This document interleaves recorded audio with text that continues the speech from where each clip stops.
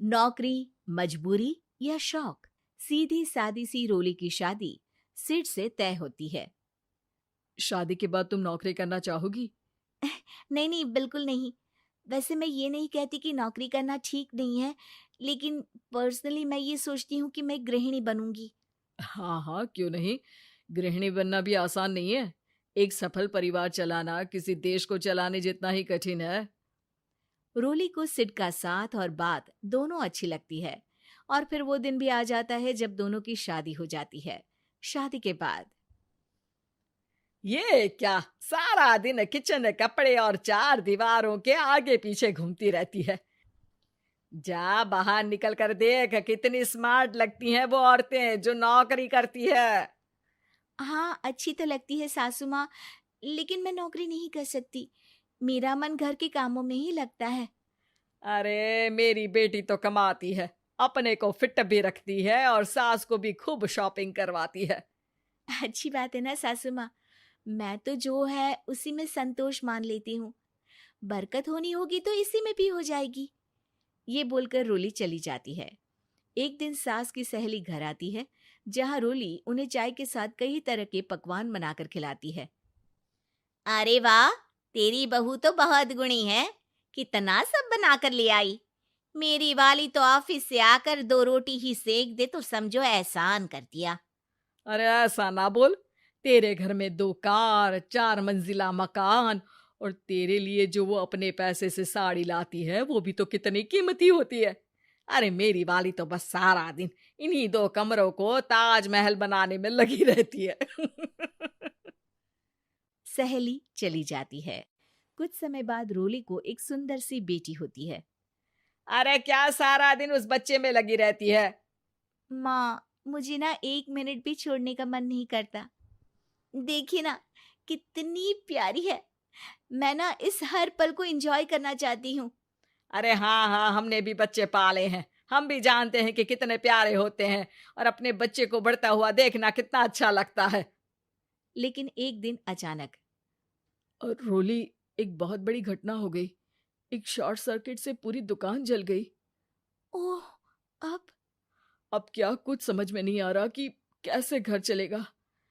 घर की पूरी गाड़ी पटरी पर लाने के लिए कई साल लग जाएंगे, और वापस पहले जैसे होने में भी बहुत टाइम लग जाएगा। रोली, रोली कुछ सोचती है, फिर अपने 3 महीने के बच्चे को देखती है और कहती है, आप कहे तो मैं नौकरी शुरू कर दूं? माँ मुन्नी को देख लेगी, फिर शाम को तो मैं घर आ ही जाऊंगी। सिड कुछ कहता उससे पहले ही उसकी सास वहां आ जाती है। अरे हाँ हाँ, अब भी तुझे नौकरी करने के लिए पूछना होगा। अरे घर पर इतनी बड़ी विपदा आ गई है, तू है कि बच्चे का मुंह देख रही है। अरे क्या मुझ पर भरोसा नहीं है? अरे नहीं नहीं माँ जी, ऐसा क्यों बोल रही हैं आप? फिर क्या था, सिड से पूछकर 3 महीने की बच्ची को रोली सास के पास छोड़कर चली जाती है। शाम को ऑफिस से आने पर अरे सारा दिन इसने तो चैन नहीं लेने दिया, बस गोदी में ले लेकर घूमती रही। हाथ दर्द हो रहा है। बहू को बहुत गिल्ट फील होता है, लेकिन जब वो घर की हालत देखती है तो चुप रह जाती है। ऑफिस में सहेली कहती है, अरे रोली, तेरी तो बच्ची छोटी है ना, कैसे मैनेज करती है? कैसे मतलब? घर पर रहती है वो अपनी दादी के साथ। ओ यार, कितनी अच्छी है तेरी सास। मेरी सास को जब पता चला कि मैं नौकरी ज्वाइन करने की सोच रही हूँ, वो तो सीधे अमेरिका चली गई मेरी ननद के पास। अच्छा, फिर तू कैसे मैनेज करती है? अरे मैंने तो फुल टाइम मेड रख ली है।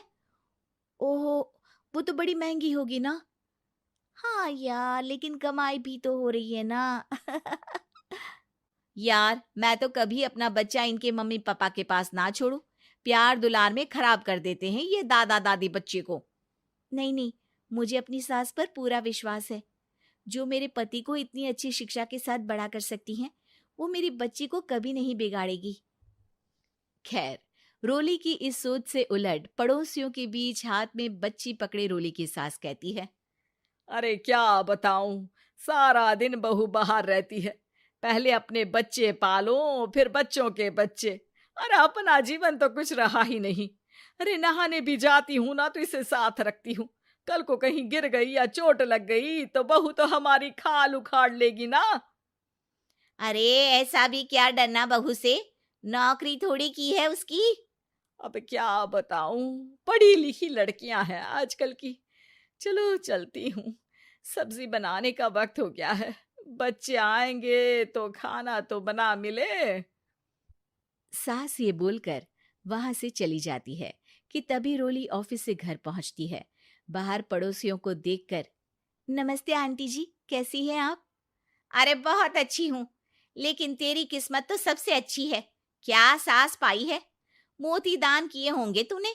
तेरा बच्चा भी देखती है, खाना भी बनाती है। बेचारी बहुत काम करती है तेरी सास। हाँ आंटी, सही बोल रही हैं आप। अब ऑफिस भी दूर है तो आने जाने में वक्त चला जाता है। खैर चलती हूँ। हाँ हाँ बेटा जाओ, गर्मा गर्म खाना खाओ। रोली घर आती है, जहाँ सास एक बार फिर छोटी सी मुन्नी की शरारतें गिनाने में लग जाती है। अरे आज तो इसकी वजह से मुझे 2 बार कपड़े बदलने पड़े। बार बार पानी गिरा दे रही थी। दोपहर में थोड़ा सोचा कि आराम कर लूं तो दूध के लिए रोने लगी। हाय, मैं तो परेशान ही हो गई। रोली को सास की बात अब कुछ अजीब लगती है, पर वो जल्दी से कपड़े बदलकर किचन में जाकर रोटियां बनाने लगती है।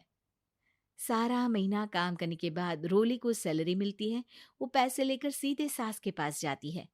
माँ जी, ये मेरी सैलरी। आपने हर कदम में इस घर का साथ दिया।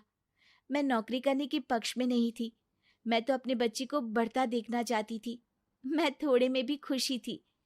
कभी मैंने आपको किचन में पैर नहीं रखने दिया था। घर की मुसीबत नहीं आती तो मैं कभी इन जिम्मेदारियों को आप पर पड़ने नहीं देती। अब सास समझ चुकी थी कि उसकी गलती कहाँ है। हाथ में पैसे देकर कहती है, मैं पढ़ी लिखी नहीं थी तो पति ने भी कभी पैसे हाथ में नहीं रखे। बेटे ने भी गल्ला संभाला, लेकिन तूने मुझे समझा। ये मेरा सम्मान है कि एक बहू होकर तूने पूरी सैलरी मेरे हाथ में रखी बेटा।